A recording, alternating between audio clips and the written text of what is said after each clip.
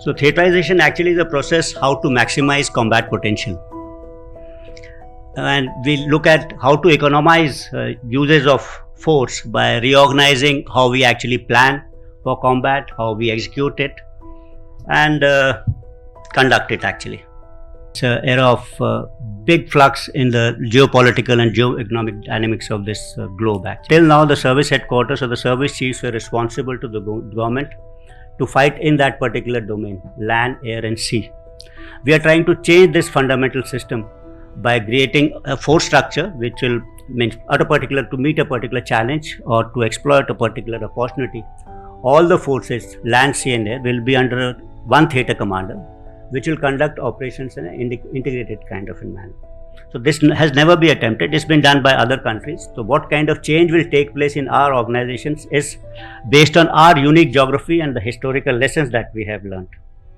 While we hear this term of theaterization, actually simultaneous with this or along with this, you would have heard two terms about jointness and integration and theaterization. These are part of the same continuum and they're spoken in the same kind of in breadth.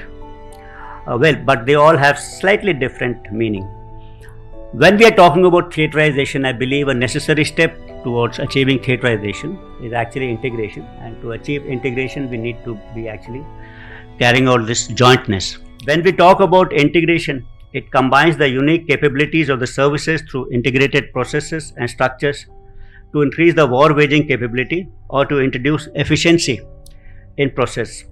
Integration approach envisages integrating components commonly required by the three services while allowing independent evolution of core competency. So it has a multiplier kind of an effect, and the sum of all this is much more than the individual sum and parts.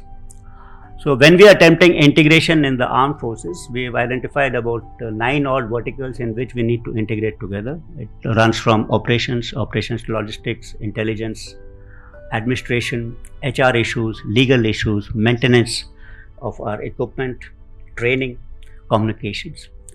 DRDO directors and director generals have gathered here today to discuss the role of DRDO in the emerging scenario in the defense sector, both in light of the new disruptive technologies that have emerged, the change in the global geopolitics, as well as the government's policies of Atmanirbharta and Make in India. So over the next 2 days, we will debate how DRDO should redefine its role to meet these emerging challenges. We hope to come out with a clear roadmap on how we will transform. It's wonderful to be here with the DRDO, the Directors Conclave, which is looking at redefining the DRDO's role in the emerging scenarios with respect to the government directives and policies. The way the government is pushing us into getting things done and trying to get us to move forward in Atmanirbharta, especially reaching the Amrit Kal. Today, the chief guest and the guests of honor, all of them have pushed us in a particular direction, looking at how we start the surge potentials. How will we be able to take care of our intensive conflict, if at all it ever comes. We don't want one, but we have to be ready.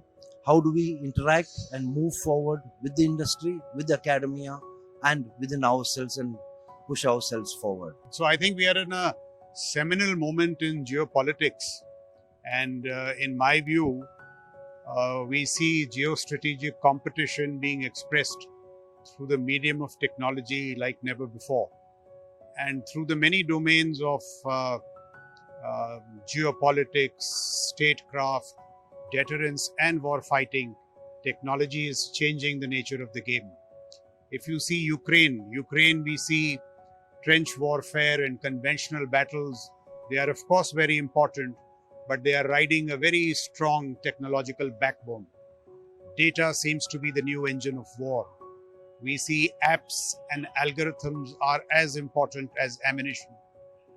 We see the the very salient participation of startups and private sector like Elon Musk, Starlink, Peter Thiel, his Palantir algorithm, playing a critical role in war fighting in Ukraine. So I think it is also time that as part of a larger national security makeover, we make technology central to the transformation of India's defense forces and our strategic military enterprise.